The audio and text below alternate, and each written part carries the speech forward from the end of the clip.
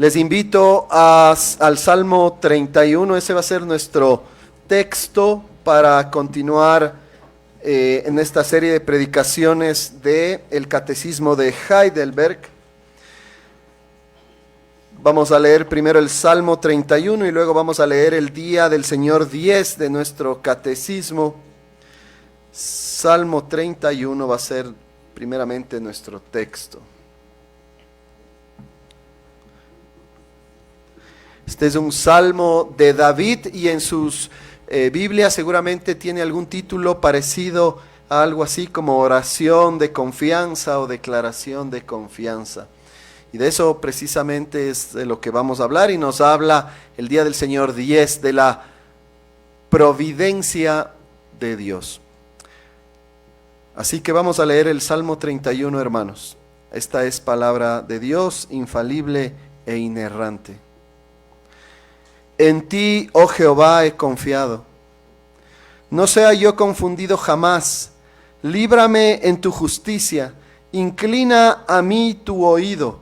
Líbrame pronto. Sé tú mi roca fuerte y fortaleza para salvarme. Porque tú eres mi roca y mi castillo. Por tu nombre me guiarás y me encaminarás. Sácame de la red que me han escondido para mí. Pues tú eres mi refugio. En tu mano encomiendo mi espíritu. Tú me has redimido, oh Jehová, Dios de verdad. Aborrezco a los que esperan en vanidades ilusorias, mas yo en Jehová he esperado. Me gozaré y alegraré en tu misericordia, porque has visto mi aflicción. Has conocido mi alma en las angustias. No me entregaste en mano del enemigo. Pusiste mis pies en lugar espacioso. Ten misericordia de mí, oh Jehová, porque estoy en angustia. Se han consumido de tristeza mis ojos, mi alma, también mi cuerpo, porque mi vida se va gastando de dolor y mis años de suspirar. Se agotan mis fuerzas a causa de mi iniquidad y mis huesos se han consumido. De todos mis enemigos soy objeto de oprobio, y de mis vecinos mucho más, y el horror de mis conocidos. Los que me ven fuera huyen de mí. He sido olvidado de su corazón como un muerto. He venido a ser como un vaso quebrantado, porque oigo la calumnia de muchos. El miedo me asalta por todas partes mientras consultan juntos contra mí e idean quitarme la vida. Mas yo en ti confío, oh Jehová. Digo, tú eres mi Dios. En tu mano están mis tiempos. Líbrame de la mano de mis enemigos y de mis perseguidores.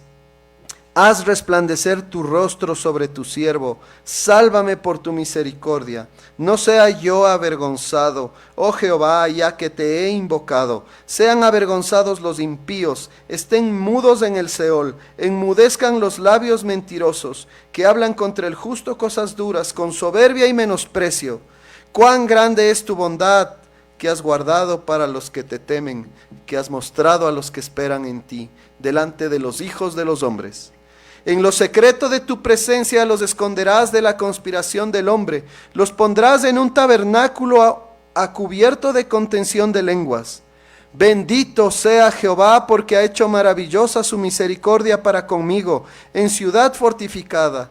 Decía yo en mi premura, cortado soy de delante de tus ojos, pero tú oíste la voz de mis ruegos cuando a ti clamaba. Amad a Jehová a todos vosotros sus santos, a los fieles guarda Jehová, y paga abundantemente al que procede con soberbia. Esforzaos todos vosotros los que esperáis en Jehová, y tome aliento vuestro corazón. Amén. Vamos, hermanos, al Catecismo de Heidelberg, que ustedes tienen igual unos libritos azules.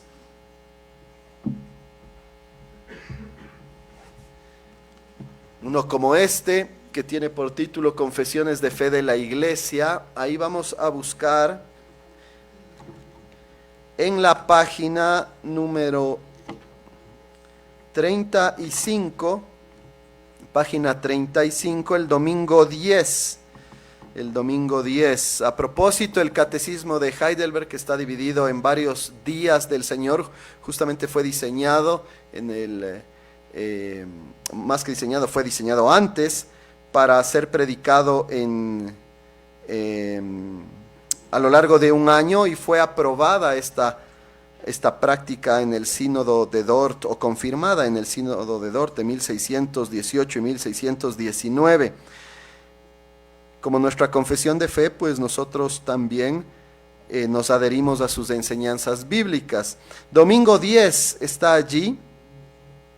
Empieza la pregunta 27, página 35, dice así: ¿qué es la providencia de Dios?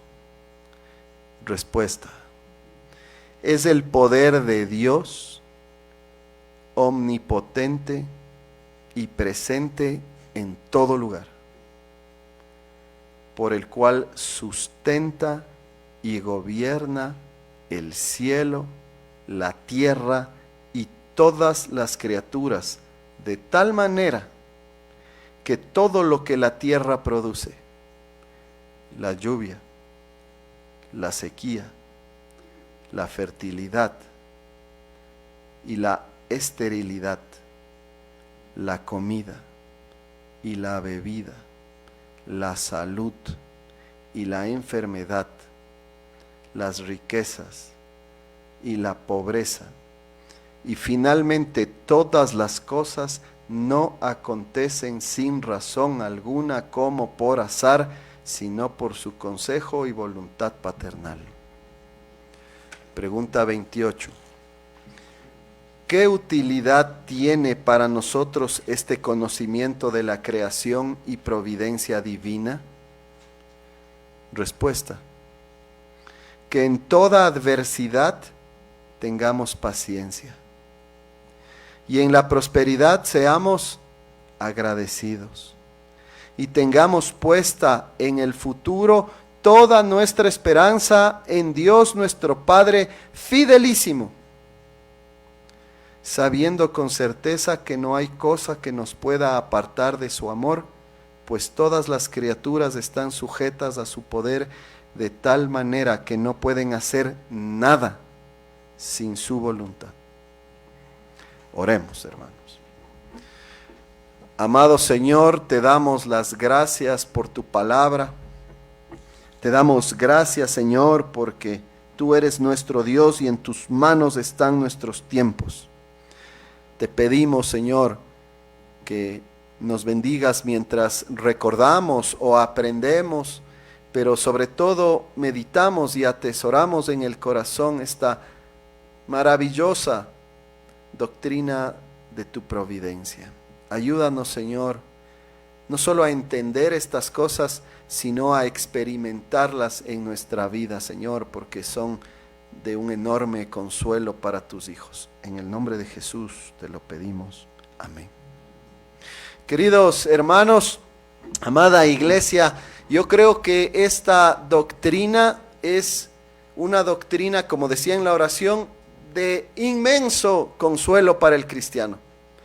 Cuando un cristiano entiende esto, y claro, ninguno de nosotros puede entender las cosas de Dios perfectamente, pero cuando entendemos su esencia, cuando entendemos esta enseñanza fundamental, realmente que la vida del cristiano cambia completamente. Asimismo, cuando el cristiano no llega a comprender esta doctrina adecuadamente, se pierde de un gran consuelo, y la experiencia nos dice que no pueden o les cuesta muchísimo atravesar los momentos difíciles que se presentan en la vida. Porque momentos difíciles en la vida van a existir. El cristianismo de ninguna manera, como se enseña equivocadamente a veces, nos enseña a que si es que yo estoy con Dios, no va a haber nunca ningún tipo de dificultad, prueba o circunstancia complicada en mi vida. Eso es falso. Todos vamos a atravesar momentos complejos en la vida. todos vamos a enfrentar algún tipo de sufrimiento. Y hay dos maneras de enfrentar esa circunstancia. La una, y la que esperamos que no sea la manera en que nosotros estemos reaccionando ante la vida, es pensar como lo que leímos al final, como que las cosas suceden al azar o por el azar. Es decir, las cosas aparecen. ¿Por qué? Bueno, no sé, porque sí. Como que no hay propósito alguno en las cosas. Como que una enfermedad simplemente aparece porque, bueno, alguien tosió y por ahí hubo unas bacterias y por ahí hubo esto y hubo lo otro. Pero no hay ningún tipo de propósito o significado de eso en mi vida. Es más, hay gente, y tristemente hay cristianos así, que piensan que eso está fuera del control de Dios y que es Satanás simplemente actuando por su propia voluntad y sin ningún tipo de control, haciéndonos la vida imposible. ¿Y Dios está dónde? No sé. Creo que se ha olvidado de mí. O se le fue de la mano, se le escapó de sus manos, se le escapó de su control. Bueno, eso no enseña la Biblia. La Biblia enseña que Dios es soberano y que Él está en control de absolutamente todas las cosas. Otra vez, Dios está en control de todas las cosas. Él sustenta todas las cosas que Él creó y que ya estudiamos. Y Él gobierna todas las cosas que suceden aquí. Siempre con la gran excepción o nota aclaratoria de que el pecado no está originado en Él. Sin embargo, Él gobierna incluso sobre ese pecado y lo usa para cumplir con su propósito. Usted tiene dos opciones en su vida: vivir tratando de resolver los eventos que aparecen en su caminar, en sus propias fuerzas, como si todo sucede por azar, y como si todo lo que sucede negativo en su vida tiene finalmente ese desenlace,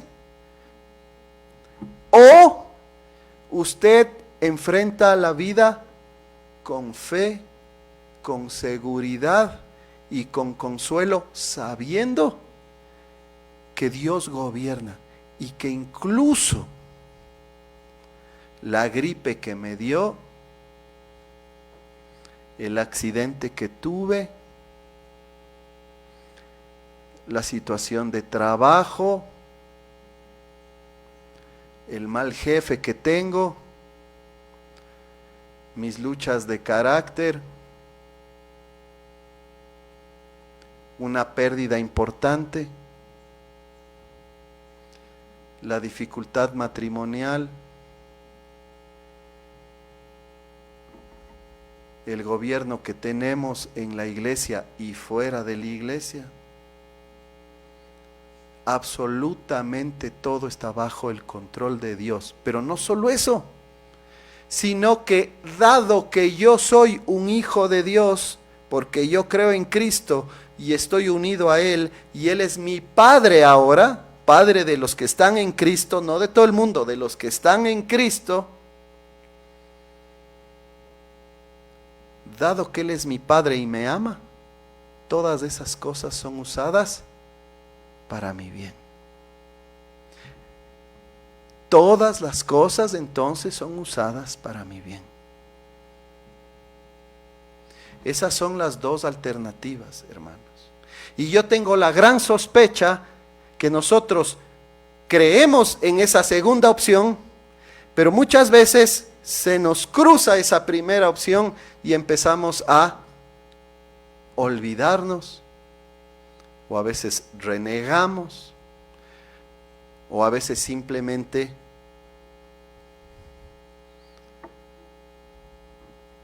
hacemos otras cosas, actuamos como nosotros pensamos que tenemos que actuar y ponemos nuestra confianza en otros lugares. Sepan ustedes que si hacemos eso, si vacilamos en estas cosas, nuestro caminar cristiano va a ser muy difícil, va a ser muy complicado. Usted está rechazando un regalo enorme que Dios tiene para sus hijos. Y es esa confianza de que incluso el peor momento de mi vida, que no fue originado por Dios, sin embargo sí fue usado por Dios y está siendo usado por Dios para mi bien. No lo entiendo quizás, no sé exactamente cómo funciona eso, pero Él me ama tanto, me guarda y me cuida, que lo va a usar para mi bien y la gloria de su nombre, por supuesto. Y ese es un consuelo enorme en el cual usted tiene que perseverar. De eso nos habla este día del Señor. Fíjense cómo empieza el catecismo, ¿no es cierto? Diciéndonos, yo tengo una versión un poco distinta para no, en mis notas, voy a leer de acá. Dice así, ¿qué es la providencia de Dios? Esta palabra providencia, ¿no? Bueno, la providencia de Dios, teológicamente hablando, es el poder de Dios. Es esa capacidad de Dios de hacer lo que Él desea.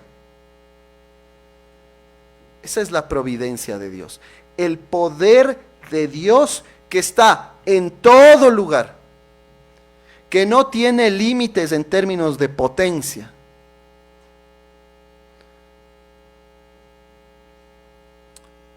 Y que Él usa para sostener y gobernar el cielo, la tierra y todas las criaturas. Nosotros a veces tenemos esta idea equivocada de que Dios, sabemos la historia de la creación, ¿no? Dios con su poder de la nada, con su boca, ¿no es cierto? Él no tiene cuerpo, ¿no es cierto? Es metafórico esto, pero con su voz, que sí es real, Él crea todas las cosas. De la nada se crean todas las cosas. Decimos, amén, qué poder más increíble. Pero luego pensamos equivocadamente que el mundo como que se quedó ahí. Y luego simplemente es gobernado y las cosas suceden de acuerdo a cómo nosotros nos comportamos y cómo las cosas se van haciendo. Falso. Este mundo se caería, se destrozaría, todo se destruiría, todos moriríamos si es que Dios no sustenta esta creación. Así como ese mismo poder que Él usó para crear todos los cielos y la tierra, Él usa para sostener esta creación. Y eso incluye nuestra vida. Sin Dios caeríamos, ¡pum!, inmediatamente al suelo. Eso incluye que se sostengan estos edificios, eso incluye que los arbolitos estén ahí, eso implica que los carros no salgan volando a cualquier lugar. Son cosas en un sentido bastante obvias, pero que en nuestro pecado y arrogancia pues pensamos que así son las cosas. ¿Por qué? Porque así son, ¿no? No, es Dios quien sostiene las cosas. Es Dios que permite que podamos estar sentados aquí, que podamos respirar, que ni siquiera tengamos que pensar para meter aire, que ese aire vaya a nuestros pulmones, que se distribuya por nuestro cuerpo, que podamos pensar y tantas otras cosas. Es Dios. Es Dios el que nos permite que podamos vivir minuto a minuto. Él sostiene todas las cosas. Vean lo que dice Hechos 17. En Hechos 17, en el versículo 25, 27, 28, dice que Dios no es honrado por manos de hombres como si necesitase de algo, pues Él es quien da a todos vida y aliento a todas las cosas para que busquen a Dios. Si en alguna manera palpando pudieran hallarle, aunque ciertamente Dios no está lejos de cada uno de nosotros, porque escuchen, en Él vivimos, en Él nos movemos, en Él somos. como algunos de vuestros propios poetas también han dicho, porque linaje suyo somos. En Él. Si no es por Él, nosotros no existiríamos, y nada creado ni siquiera existiría. No solo por la doctrina de la creación, sino por la doctrina de la providencia. Esto tiene que ser sustentado, y quien sustenta todo eso es Dios. Él preserva todas las cosas. Nada se puede sostener solo. Yo sé que en nuestro pecado pensamos así, ¿no? Y hablamos así. Mi vida, ¿no?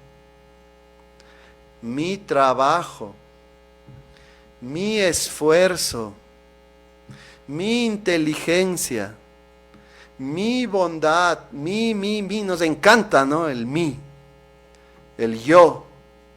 Creemos que nosotros somos capaces, ¿no? Nosotros no somos capaces de nada. Dios nos preserva. Y por eso es que toda la honra y gloria tiene que ser para Él. No solamente por nuestra salvación, sino por nuestra creación. Obviamente sin Cristo nosotros no somos capaces ni siquiera de pensar bien y de darle gracias a Dios. Sin Cristo estamos perdidos. Pensamos de formas oscuras y depravadas.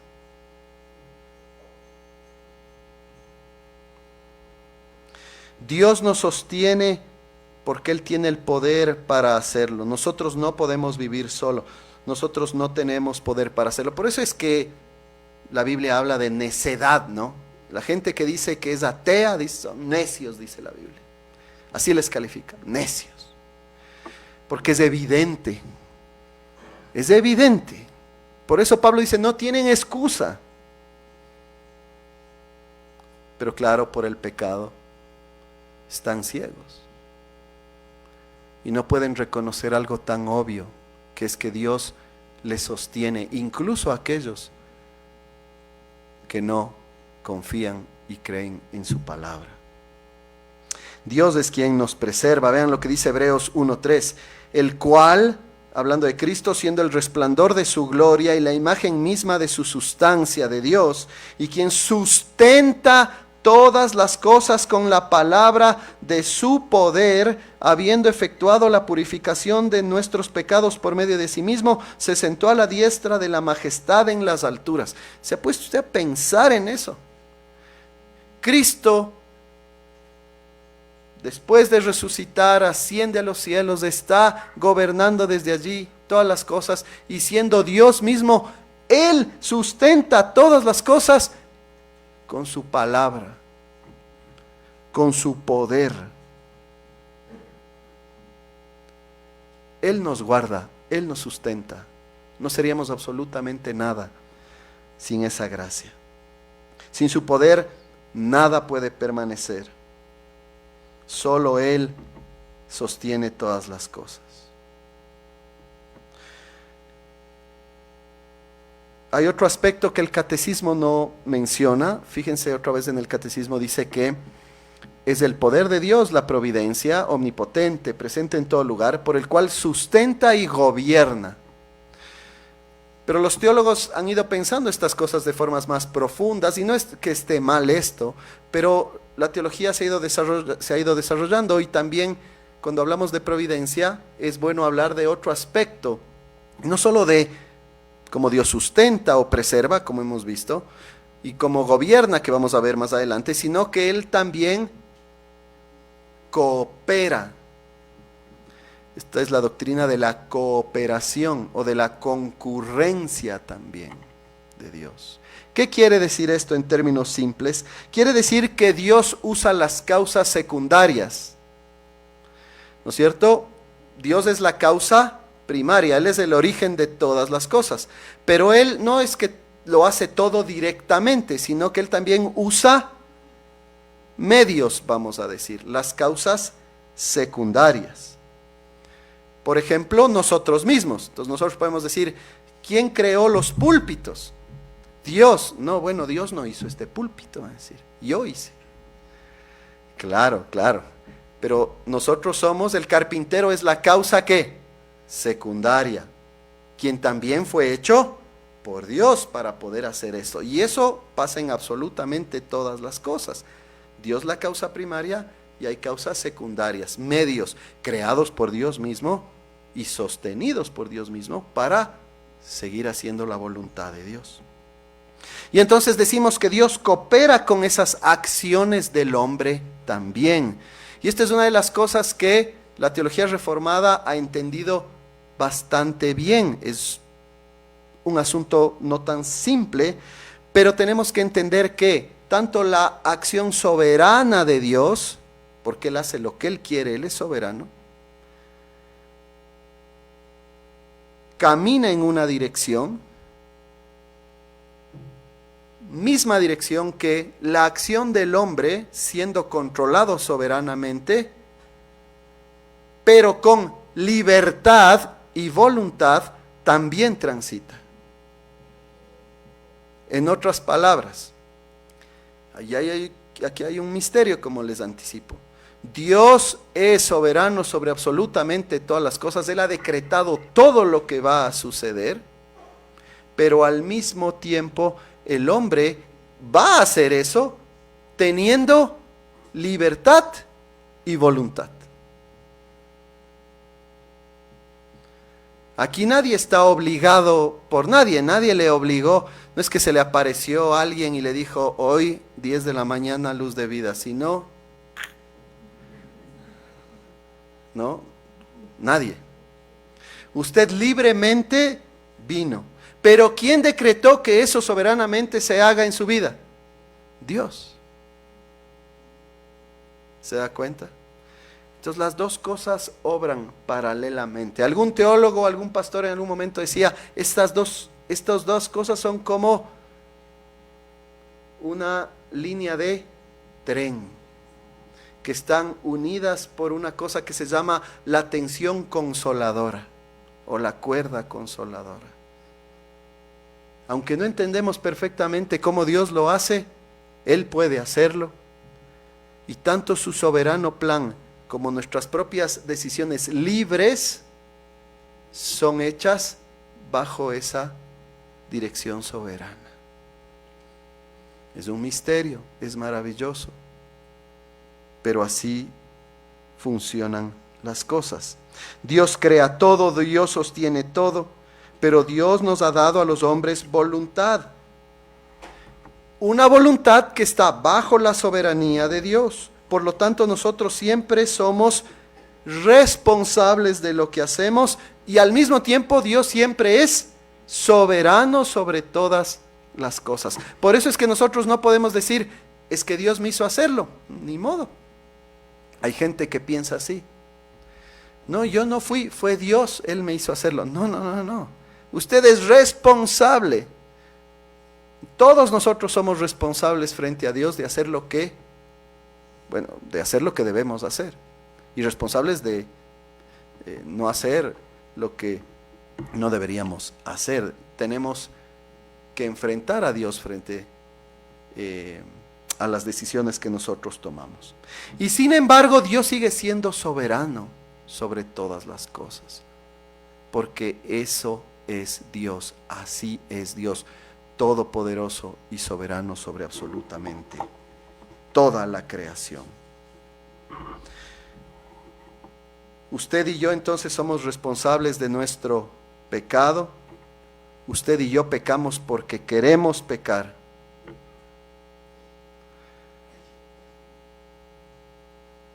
Y Dios sigue siendo soberano y Él no es autor de ese mal. Y sin embargo, Él va a usar ese pecado de acuerdo a su plan y sobre todo con sus hijos, para que en ese momento que Él estime necesario, esa persona que ha caminado alejado de Dios por mucho tiempo, reciba la obra regeneradora del Espíritu Santo, reciba fe y pueda entonces empezar a servir a su Dios como Dios desea. Esto tal vez es más fácil de entenderlo con las mismas historias bíblicas, ¿verdad? Piense, por ejemplo, en esos actos tremendamente controversiales en donde hemos visto la responsabilidad humana y hemos visto finalmente los propósitos soberanos de Dios. Piense en esta historia del Antiguo Testamento de José. ¿Se acuerda de José? ¿Qué le pasó a José, niños? ¿Se acuerdan qué pasó con José? ¿Qué le hicieron sus hermanos? Le vendieron. ¿Se imaginan? Los hermanos le venden a este pobre José. Ese pobre José termina sirviendo en quién sabe dónde. Después es vendido a Potifar y luego sufre tremendamente porque la esposa de Potifar se aficiona de él y él tiene que salir corriendo. Es falsamente acusado, termina preso falsamente. Luego Dios le dio la capacidad de interpretar cierto tipo de sueños, le engañan también ahí. Todo lo que le pasa al José parece que es injusto en su vida, porque el José parece que es víctima siempre de todo. Y Dios está ahí. Y Dios está con él, y Dios está con él. Y usted, claro, y yo pensamos, no, estoy pasando este problema, ¿dónde está Dios? Bueno, ahí tenemos que pensar en José. No, Dios está ahí. Y algo está tratando de conseguir. Y de hecho lo consiguió porque después resulta que gracias a todo ese periplo y a ese sufrimiento, él termina llegando a Faraón mismo. Y con la capacidad que Dios le dio de interpretar sueños, él puede anticiparse a una gran hambruna, pueden recolectar un montón de comida, viene la hambruna, nadie tiene que comer y resulta que su papá y sus hermanos tienen que ir a Egipto a buscar comida. Y se encuentran con el José, que ya no le reconocen porque él llevaba mi look, ya no el look hebreo, sino, bueno, la barba es otra cosa. Pero él hubiese estado totalmente sin pelo, ¿no? Y sin cabello facial, etc. Y bueno, ustedes saben el resto de la historia. Finalmente, al final, sus hermanos le dicen, bueno, ya sabemos quién eres y sabemos lo que te hemos hecho. Porque antes de venderle le quisieron matar, no se olviden. Y él dice, tú nos vas a matar. ¿Y qué dice José? Un ratito, estoy yo en lugar de Dios. Dios planeó todas estas cosas para que ustedes puedan vivir, para que no mueran, para que se pueda preservar finalmente toda la línea del Mesías, porque de ahí va a venir finalmente el Señor Jesucristo. Se da cuenta, una historia llena de sufrimiento, en donde José fue responsable de sus acciones y sus hermanos siguieron siendo responsables de sus acciones frente a Dios y de su propio pecado. Pero al final Dios usó eso para cumplir con sus propósitos. Y usted tiene que ver su vida de la misma manera, siendo responsable de sus acciones, de sus pensamientos, de sus decisiones, pero sabiendo que hay un Dios que es todopoderoso, soberano, y que Él, si usted es cristiano, le guarda y le cuida. Y está usando esos sufrimientos y dificultades para propósitos muy grandes, que tienen que ver con la gloria de Dios y que son buenos para usted. Buenos en el sentido de santificación, por supuesto, según la voluntad de Dios.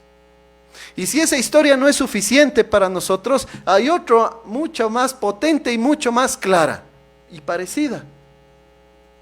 Porque el Hijo de Dios se encarnó, sufrió toda su vida, fue perseguido por los suyos, por los propios de su pueblo.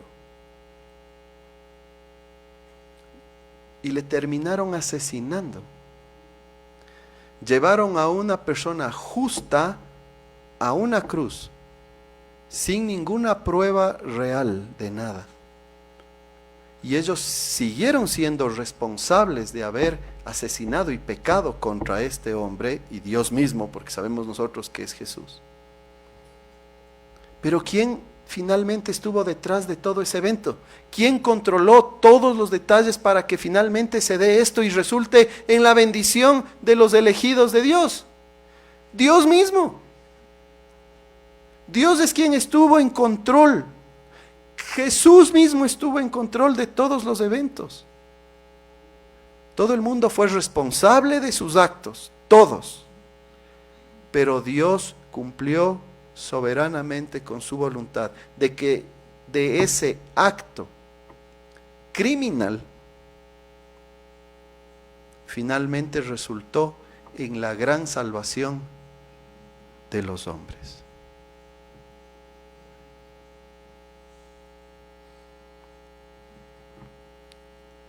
Dios entonces es soberano sobre sus criaturas y les usa también para cumplir con su propósito. Dios gobierna todas las cosas. Todo lo que pasa, todo lo que sucede es gobernado por Dios. Nada está fuera de su control. La Biblia dice literalmente que el número de cabellos que nosotros tenemos, controlado y gobernado por Dios.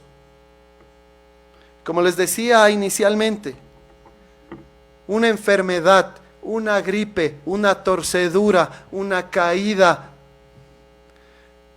un mal desenlace, un accidente, el mismísimo momento de nuestra muerte está en las manos de Dios. Nada pasa por el azar. Nada pasa porque sí, y nosotros actuamos con muchísima arrogancia cuando nosotros queremos controlar todas las cosas como si nosotros tuviésemos el poder para controlar a Dios. ¿Tenemos que ser responsables de nuestras acciones? Por supuesto que sí. ¿Tenemos que buscar controlar a Dios? No. Si usted entiende estas cosas, entonces la próxima vez que se presente un sufrimiento en su vida, no le estoy diciendo que se ría de ello, porque sería una gran equivocación.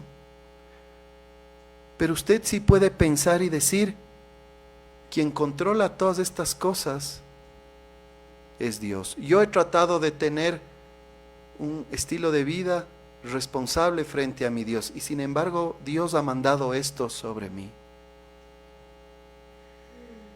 Él está en control, Él es soberano y yo voy a vivir esta experiencia confiando en Él. ¿Usted hace eso?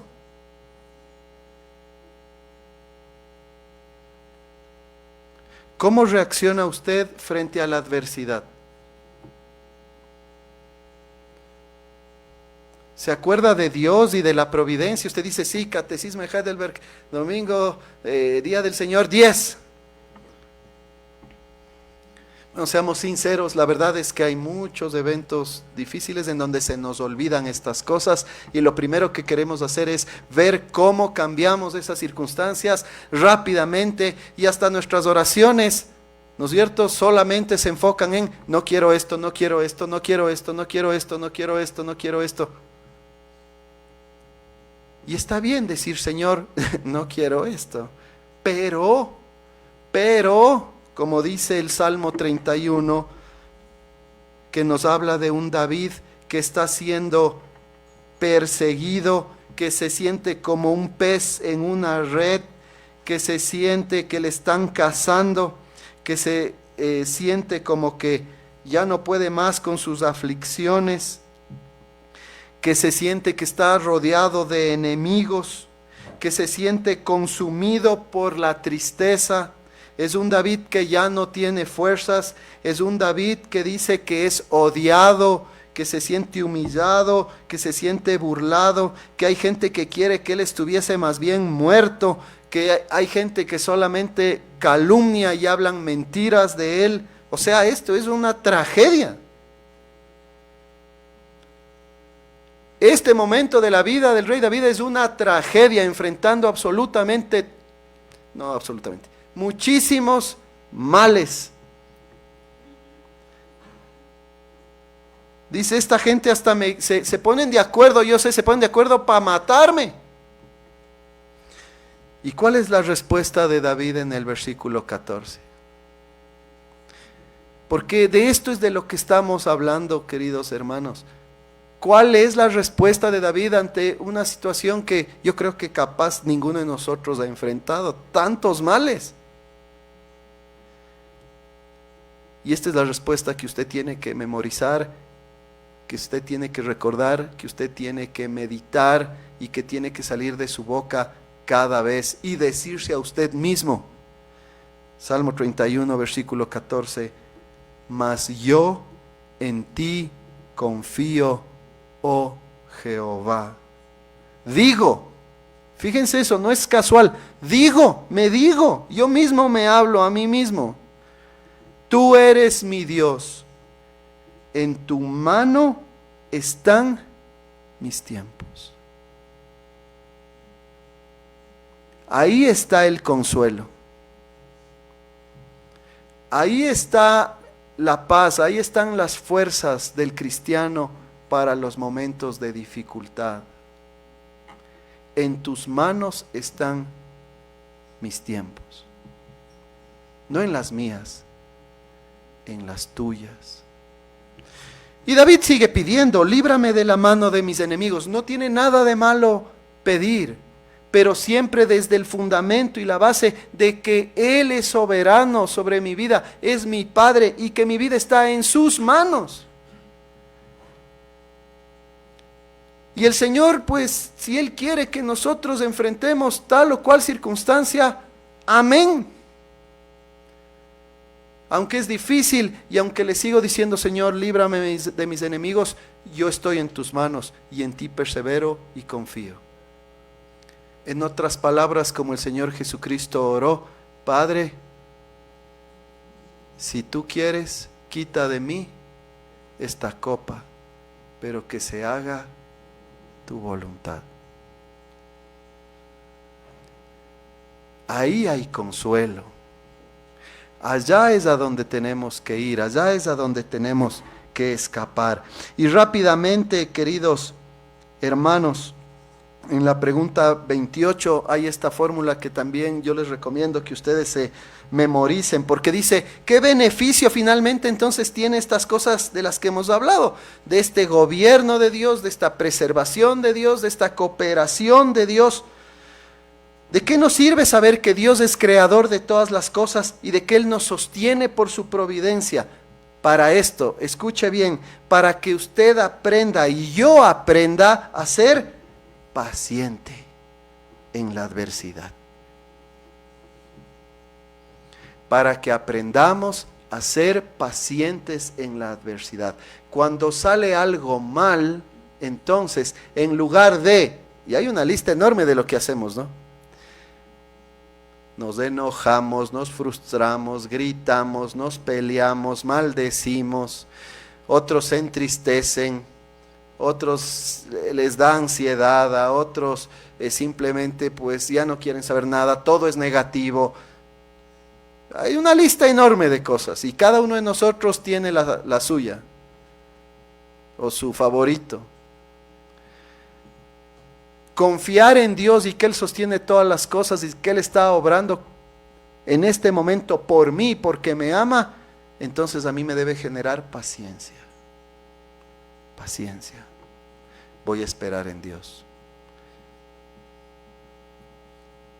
No voy a reaccionar en mis propias fuerzas, voy a confiar en Dios. En Él espero, porque Él me ama. Porque yo soy de Él, porque Él va a sacar algo bueno de esto para mí. No ahora, en algún momento, como José, como con el Señor Jesucristo, en algún momento. Paciente en la adversidad y agradecido en la prosperidad, porque también el Señor, en su gran compasión, misericordia y amor, también nos llena de bendiciones. Y cuando nos llena de bendiciones, como hay pecado en nosotros, nos olvidamos de Él. Claro, nos encanta orar en necesidad, ¿no es cierto? Pedir, pedir, pedir, pedir. Y no está mal. Pero muchas veces cuando estamos o supuestamente o nos sentimos nosotros muy bien, también nos olvidamos de orar. Cuando deberíamos orar, ¿por qué? De agradecimiento.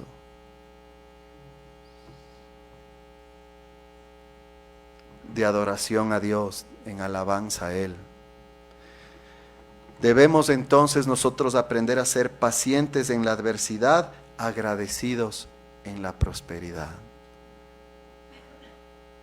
sabiendo que Él es quien ha hecho todo eso posible en mi vida, tanto aquello que yo considero adverso en el momento como aquello que considero de prosperidad. Porque créame que incluso la prosperidad puede terminar siendo de maldición en la vida de una persona. No crea que porque las cosas salen como usted quiere, eso necesariamente es bueno. La prosperidad ha desviado a mucha gente, porque luego esa prosperidad se convierte en un ídolo a quien la gente sirve y se olvida de Dios. Y para que finalmente nos sirve la providencia de Dios, en el futuro pongamos nuestra firme confianza, para que en el futuro, de hoy en adelante, pongamos nuestra firme confianza en nuestro Dios y Padre fiel, estando seguros de que ninguna cosa creada nos puede separar de su amor. Romanos 8, pues todas ellas están en su mano, Salmo 31, de manera que no pueden ni siquiera moverse sin su voluntad. Esa debe ser su canción de todos los días. Póngale música y cante esto todas las mañanas.